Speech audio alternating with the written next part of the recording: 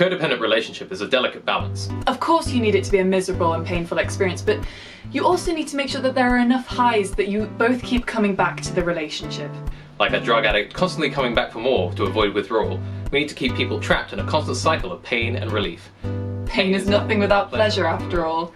So follow our 5 tips to ensure that you stay in a codependent relationship. Step 1. Build a strong foundation of early memories, experience, and narrative. The better you do this, the greater levels of codependency you'll be able to reach down the line. You need a set of memories of the really good times that you and your partner can recall down the line as a reminder of how good things could or should be. We're talking giddy levels of excitement here. Physical chemistry is a must. Cement all of this by planting the seeds of a heart-wrenching narrative. Mention in vulnerable, exasperated desperation that nothing has ever felt so right and that it all feels meant to be. And bonus points if you can get them to say it rather than you, because that means it's definitely their idea. It's never felt so right. It's never felt so right. The good times will always serve as evidence that this hypothesis is correct, whereas the bad times will always serve as things that need to be ignored or fixed, rather than the legitimate, overwhelming evidence that you should both get out and move on.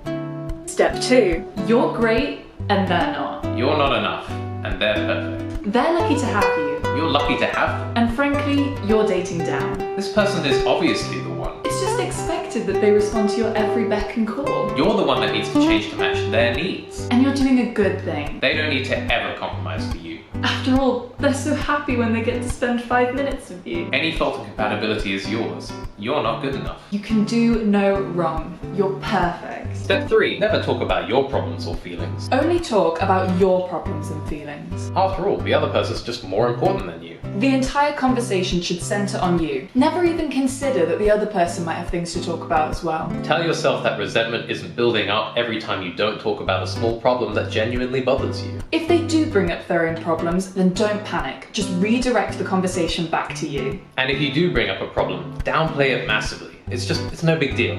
And if they bring up a problem about you or your relationship, that sounds like a them problem. And if you do have a problem with the relationship, remember, ultimately it's down to you. You're the one with the problem. It's not your fault. And if it is something you did, it's because of something they did. Step 4.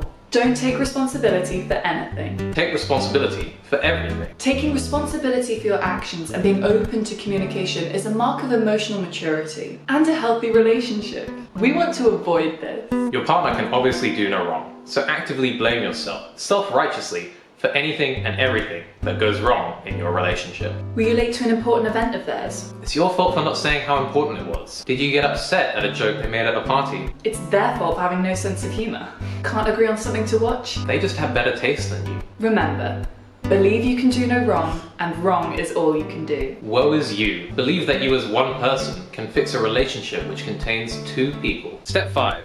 Never allow yourself to be fully emotionally vulnerable. Allow your partner to do all the work of managing your emotions. By managing their emotions, that's how you're bringing value to the relationship. They have to deal with all your highs and lows. Be the emotional rock in the relationship. If they can't handle you at your worst, they don't deserve you. Talking about your problems is the same as admitting you have them. At your best. And that's not attractive at all, is it? After all, that's just how you are, right? Never express your feelings. After all, you'd only be burdening your partner. They knew that when they started dating you. By always keeping yourself at a certain distance emotionally, you'll never truly connect with your partner. But you can always tell yourself that you're doing the right thing. Tell yourself that communication is important and therefore you're doing the right thing.